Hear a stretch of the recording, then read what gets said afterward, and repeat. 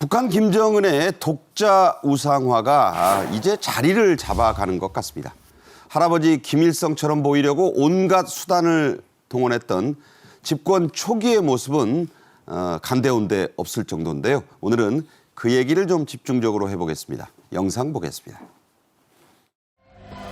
위대한 현역의 시대를 상징하는 기념비적 창조물들을 연이어 떠올리며 사랑하는 인민의 복리 증진을 위한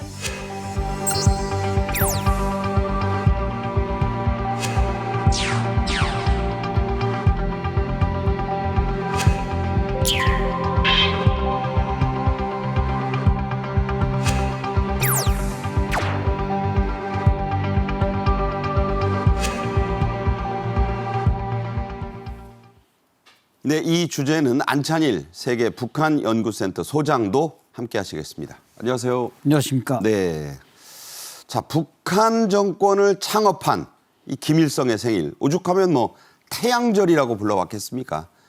그리고 태양 궁전에 지금 누워있죠. 그런데 그 생일과 참배가 그 손자인 김정은에게는 3년째 사실상 무시되고 있습니다. 김정은은 태양절로 불리던 할아버지의 생일날 자신의 치적 돌아보기에 치중했습니다. 그 장면 보시죠. 경애하는 김정은 동지께서 중공 테이프를 끊으시었습니다.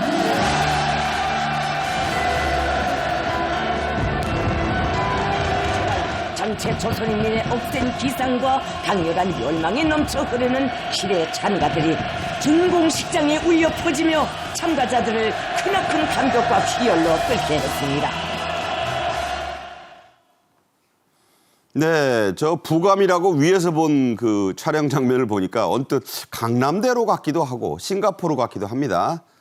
저렇게 꾸며놨습니다.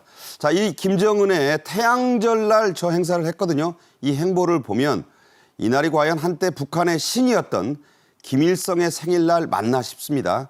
김정은이 벌써 3년 내리 태양궁전 참배를 하지 않았죠? 네, 그렇습니다.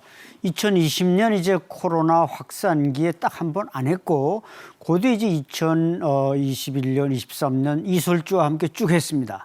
그 다음부터 이제 지금 3년째 하지 않고 있습니다. 이것은 이제 북한이 태양절이라는 글자, 그러니까 태양절이라고 명명한 건 1997년에 김정일에 의해서 명명됐습니다만 벌써 뭐 오래됐네요. 네, 오래됐습니다. 그런데 지금 태양자를 지으면서 태양절이라고 부른 게 올해 들어와서도 뭐 언론에 그저 한 7차례 나오고는 거의 태양절이라는 말을 이제 삭제하고 있습니다. 네. 이런 걸 보면 이제 김일성을 끌어내리고 자신이 그 자리에 오르려는 게 아닌가 이렇게 예측이 됩니다. 네. 원래 태양이라는 게 하나만 딱 떠 있어야죠. 북한의 태양이 두 개일 수도 없다. 이런 의미 아니겠습니까? 뭐 4월의 명절이 뭔지 모르겠습니다만, 자, 김정은의 부부 동반 태양궁전 참배가 뚝 끊긴 것, 지금 말씀 들으신 대로 재작년부터입니다. 태양절이란 명칭도 그때쯤부터 바뀌었는데 이걸 바꾼 그 이유, 그리고 왜 4월 어쩌고로 바꿨죠?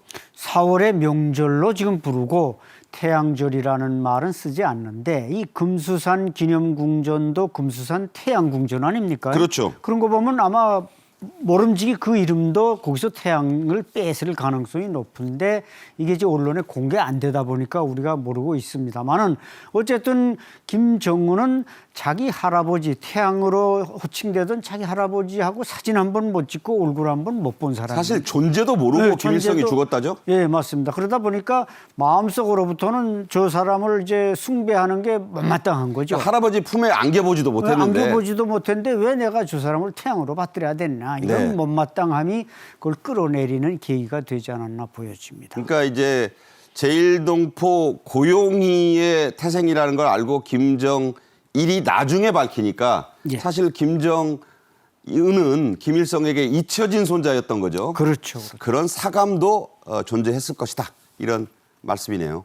김정은은 평양의 신도시 화성지구 준공식 앞서 보셨던 그 행사에 갈 때 딸 주에만 달랑 대동했습니다.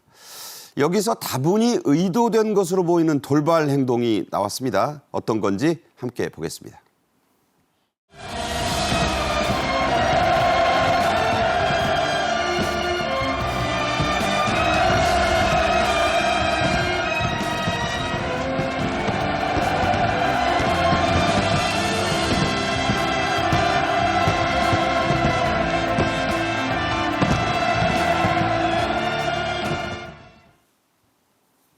괄호친 부분 주목해 주셨겠죠? 뭐냐면 김정은은 원래 애민 지도자 이미지로 뭐 끌어안고 뭐 볼도 부비고 이랬습니다. 그런데 김주애가 그 어떤 할머니를 이렇게 한번 안아준 다음에 귓속말까지 해요.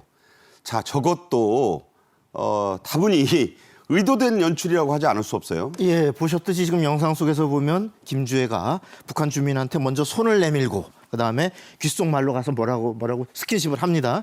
이렇게 보면은 과거에는 이제 김정은의 옆에나 뒤에서 어떤 다소 어색하거나 혹은 수줍은 표정만 짓고 있던 것과 굉장히 대비되는 이런 모습인데 이것이 후계자 이미지 연출을 위한 것 아니냐 이런 그 분석을 낳고 있는데요.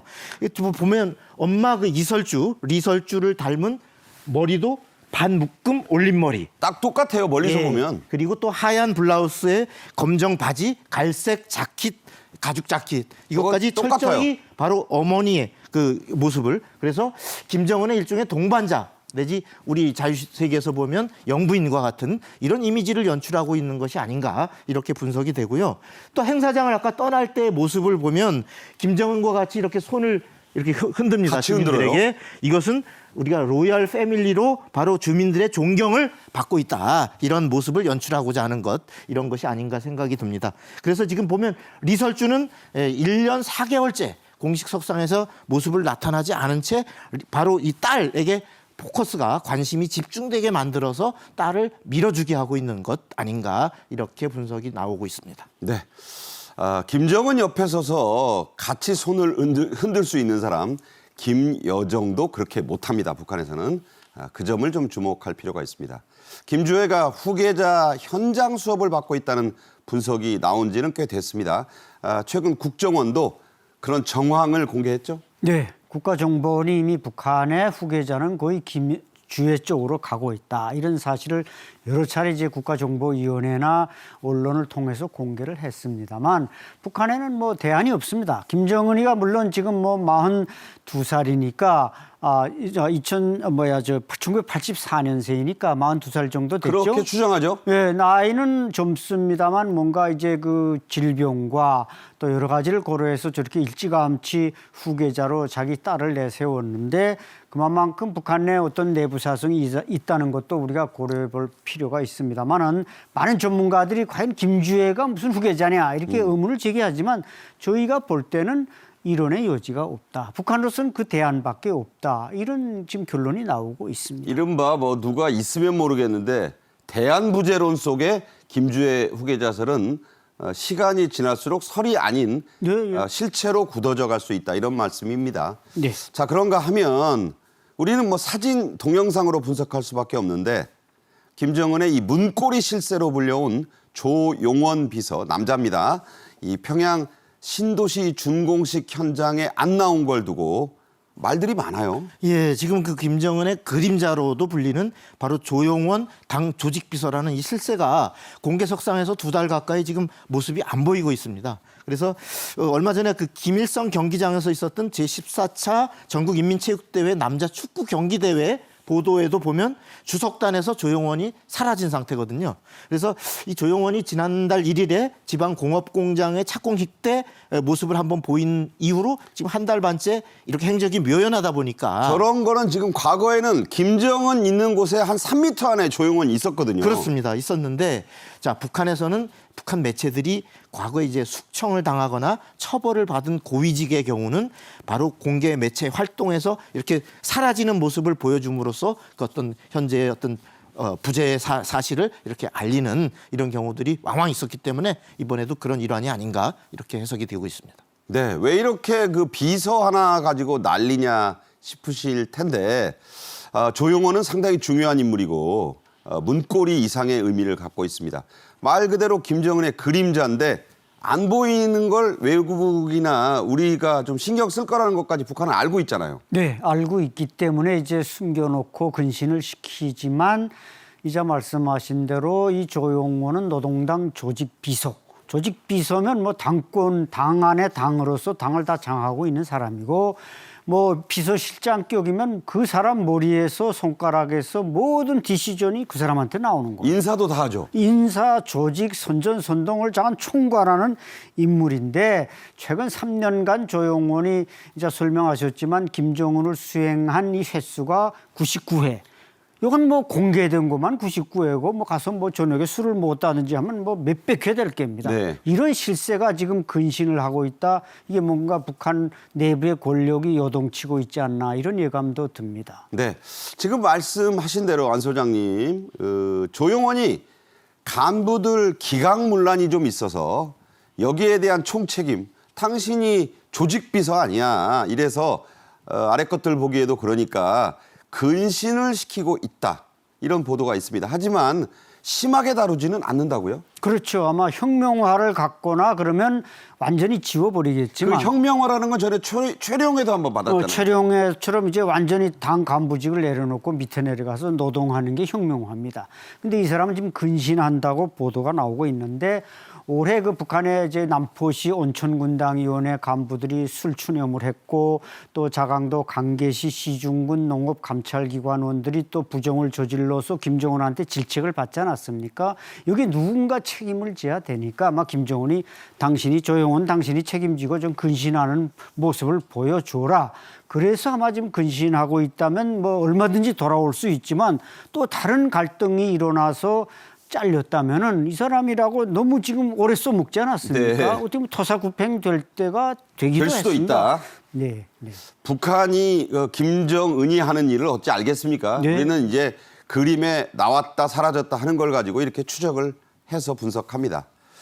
자취를 감춘 주요 간부가 또 있습니다. 노동당 상무위원 명단에서 갑자기 사라진 리병철이라는 인물이죠. 네, 이병철은 지금 올해 뭐 80대 중반이 훨씬 넘은 고령인데 이제 지적하신 대로 사라지면서 그 호칭이 나왔는데 당중앙군사위원회 이제 총고문이다. 고문. 이 고문 북한에서 고문은 이건 정말 있으나마나한 자리인데 한국에도 고문 별거 없어요. 네, 별거 없습니다. 그런데 이런 자리를 줬다는 건 이미 인민군 원수 자리도 빼앗겼고 네. 뭐 모든 직에서 물러나서 이 핫바지로 돌아갔다. 그런 얘기인데 아마 이 사람 역시 뭐 고령에다가 또 정치국 상무위원 자리까지 내놓으면 그다음부터는 이 권력에 도저히 돌아올 수가 없기 때문에 거의 뭐 이 사람 역시 토사구팽되지 않았나 보여집니다. 말씀하신 대로 80대고 그렇게 대우를 받았다면 예. 그래도 뭐 어디 가서 험한 꼴은 안 보겠죠. 네, 그렇습니다. 네, 그냥 고문으로 여생을 마치게 했다. 예, 예, 그렇게 보는 게 맞겠습니다.